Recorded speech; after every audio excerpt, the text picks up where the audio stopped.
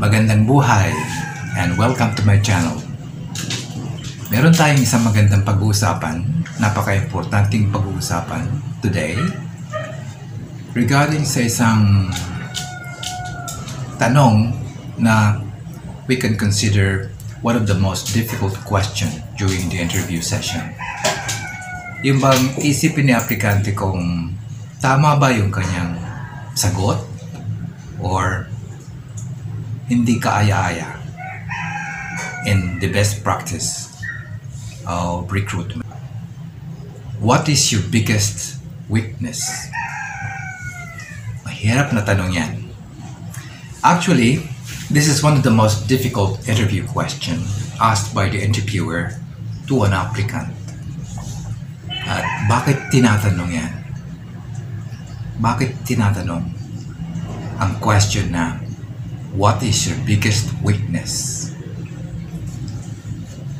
Remember, una sa lahat, you should give an honest answer. Kasi si interviewer naman ay respetuhin ka naman sa iyong sagot if you divulge an honest answer. Yun totoo lang. And of course, never say you don't have any weakness or weaknesses. Never say you are a perfectionist. Karamihan kasi sa mga aplikante, in their desire to please the interviewer, ay sinasabi nila na wala silang weaknesses or weakness or particular weakness. Saying you are a perfectionist is a red flag. And it's one of the points that you will really fail the interview session. Never say you have no weakness or weaknesses. Okay? That's one very good point to ponder upon during the interview. And i-clear ko sa inyo, sa mga aplikante, na para maiwasan natin itong mga bagay na ito na we become negative sa utak ng interviewer, ay bibigyan ko kayo ng mga 3 pointers. 3 reasons kung bakit si interviewer ay tinatanong itong tanong na to. What is your biggest weakness? Una sa lahat, gusto kasi malaman ni interviewer kung ikaw ay self-aware or alam mo ang sarili mo bukod tangi sa lahat, na naintindihan mo ang iyong kahinaan at makakagawa ka ng paraan to improve such weakness or weaknesses. Si interviewer naman ay gusto niya masukat kung gaano ka ba ka-honest na tao. Kasi ang mga tao na nagsasabi na wala silang kahinaan ay mga sinungaling. Sorry to tell you that. Kasi sa mundong ito, walang tao na walang kahinaan. We're all imperfect. Kaya pag sasabihin mo na you have no weaknesses, is a red flag kay interviewer yan. Pangatlong rason kung bakit tinatanong ng interviewer ang what is your biggest weakness ay si interviewer gusto niyang marinig mula sa aplikante kung paano mo maiwasan o paano mo ma-improve or paano mo magawa ng paraan yung mga weakness or weaknesses mo para magkaroon ka ng pagkakataon na maging isang matiwasay, isang kaaya-ayang empleyado, just in case na pakinabangan ka ng company and you will be employed. So, ayun ang mga 3 reasons, yung mga 3 reasons na sinabi ko na kung bakit tinatanong ng interviewer yung what is your biggest weakness. Ngayon naman ay sasabihin ko sa inyo ang 3 rason, 3 reasons na kung bakit hindi natin sasabihin ang mga weaknesses natin. At although meron tayo mga weaknesses, 3 weakness points ang hindi natin dapat sabihin kay interviewer. At ano yun? Okay. Pag-usapan natin yan. And I will dictate to you sasabihin ko sa inyo kung ano yung mga 3 weaknesses na hindi nyo dapat sabihin kay interviewer. At ito yung mga sumusunod na 3 weaknesses na hindi mo dapat sasabihin kay interviewer. Ready ka na? Okay, ito yun. Number 1, never say you're not very good at working with other people. Huwag mong sasabihin na hindi ka makaagapay na makatrabaho ang ibang tao. Dahil lahat ng ginagampatan natin sa trabaho ay dapat tayo ay makitaan na nakikipag-ugnayan sa mga co-workers natin or mga office mates natin. Pati na sa mga customers at syempre kliyente ng company na papasukan natin. Number 2 reason, and number 2 point or pointer, huwag sasabihin kay interviewer na ikaw ay hindi makaagapay sa iyong timekeeping or simply hindi ka punctual sa iyong timekeeping. Dahil sa alinmang yugto ng ating pamamasukan sa isang company ay timekeeping or being punctual is very important dahil tayo ay pinapasahod ng kumpanya. So, we have to be punctual, we have to perform our job, and we have to do it right according to the time scale and time level na nire-require ni company to finish such job. Number 3, never say you are not available to performing multiple tasks. Huwag mo sabihin na hindi mo kaya ang trabaho na sabay-sabay. Kasi karamihan sa trabaho natin, kinakailangan natin na magtrabaho na sabay-sabay. Isang example. Let's say you are working in a customer relations department bilang customer service representative. Tumawag si kliyente requiring certain product or whatever. And at the same time, you need to open the files. Okay? So, habang nakikipag-usap ka kay kliyente, you're opening the file already into your computer and typing in the chat box. That's multitasking. Kung hindi natin kaya yung trabaho na yan, what more? Hindi ka makakapasa sa trabaho because in a work-related situation nowadays where we have our gadgets, we have our advanced systems, hindi lang pakikipag-usap. The way we we perform tasks now is actually multitasking. Kinakailangan natin gumawa ng bagay-bagay na sabay-sabay to perform such a job. Okay? Kaya make sure to really avoid saying these 3 weaknesses na sinabi ko. Huwag niyong babanggitin yan. Alright? At saka, sa lahat kasi ng pagkakataon, ay iwasan natin yung word na sinabi ko, yung 3 scenario na never say these 3 weaknesses na nabanggit ko. Okay? Sa English nga, never say at any cost. Tandaan nyo yan. Okay?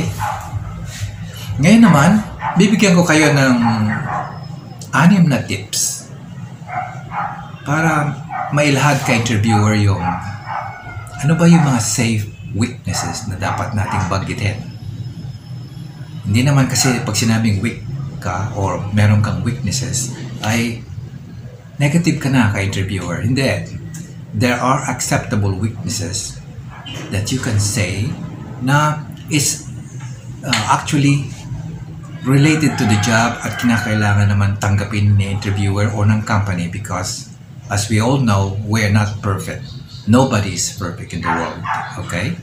So, bibigyan ko kayo ng at least 6 na tips para masabi nyo or mamili kayo sa isa lang. Pag sinabi ni interviewer na what is your biggest weakness? Isa lang gusto niya malaman sa iyo. And makakapili ka sa 6 na sasabihin ko. Okay? And here are the 6 weaknesses na acceptable kay interviewer. Pili ka lang ng isa. Una, pwede mo sabihin na you find it hard to say no to people. Na ikaw ay nahihiya magsabi ng hindi. Na ikaw ay nahihiya magsabi ng no kasi ayaw mong saktan ang damdamin ng kapwa mo. Although that is a negative point, pero alam natin na it can be corrected. Alam natin na things can really improve sa sitwasyon na yan. Okay? Pangalawa, you can say you lack the experience in certain area. Hindi naman kasi lahat ng tao alam lahat. We're not jack of all trades person. Pwede nating sabihin na meron kang kahinaan sa isang bagay, and sa kahinaan mong yan, bibigyan mo ng justification na you're willing to improve and you're willing to learn. So that's one kind of weakness na pwede mong sabihin. Pangatlong weakness na pwede mong sabihin ay sometimes you're too sensitive. Balat sibuyas ka kung tawagin. Yung bang isang negative na sasabihin sa'yo ng ibang tao, nasasaktan ka kaagad, and then you react violently, or sometimes you react negatively na nakakasakit ng damdamin din. So, don't be too sensitive kasi tao lang tayo and we are working and we are supposed to be in a crowd where everybody works together proactively, coordinating with one another, and siyempre in the way we work ay hindi natin maibasan yung may mga salita or utos or mga bagay-bagay na nasasaktan tayo in the way we perform our job. Kaya don't be too sensitive. Okay? Pwede rin natin sabihin yung pang-apat na weakness, which is safe to say, na you don't have the leadership skill for now. You don't have the leadership skill yet. It's but natural. Siyempre, paniniwalaan naman interviewer kasi kung baguhan ka, alam niya na wala ka pa masyadong skill. At siyempre, makikita naman niya the way you talk or the way you want to perceive yourself na willing ka naman to learn. And makikita ng interviewer na if you are trainable, then you are a good catch. A safe catch kung tawagin. Panglima na weakness na pwede mong sabihin ka interviewer, which is also a safe one to say, ay you're not good at presenting yourself to large crowd, or meron kang stage fright, or nahihiya ka, you have the fear of public speaking. But if you're trying to improve at makita an interviewer na you really want to improve, or sasabihin mo sa kanya na you're trying to cope with such weakness and you're trying to improve by reading books and watching videos that would help you attain such an objective. Acceptable yan. That weakness is an acceptable weakness. Pang-anim na tip ko na pwede mong sabihin as a weakness ka interviewer, and that is yung you are sometimes forgetful, especially when remembering names or dates or appointments. Natural yun. Karamihan sa mga tao are like that, bata man or matanda. We tend to be forgetful. Kaya pwede mong i-justify yung reasons na weakness na yan by saying you always carry a pen and notebook handy sa'yo wherever you go, and you jot down pertinent informations para you will be able to appraise yourself properly at any time at hindi mo makalimutan such appointment or events na kinakailangan on that particular day or on a particular date. So, yun yung 6 na pwede mong sabihing weaknesses. Meron pa mga iba, but then I can only tell you 6 muna kasi pipili ka lang naman sa isa sa mga 6 na yon. Ang tanong na naman kasi ni interviewer is, what is your biggest weakness? Pili ka lang na isa. Alright? Isa lang. Any of those are safe weaknesses to divulge to the interviewer. And you will go along fine enough. So, hanggang dito na lang muna, and I hope nakatulong ako, nakapagbigay ako ng magandang impormasyon, how to win, how to nail that interview, how to ace that interview by answering one of the most difficult questions na, what is your biggest weakness? Alright? Please don't forget to subscribe to my channel. And if you can, please like na rin so that ganahan naman ako mag-post ng mga future vlogs ko. And try to push the notification button para naman updated ka sa mga susunod ko pang mga maraming vlogs. Okay? See you and God bless.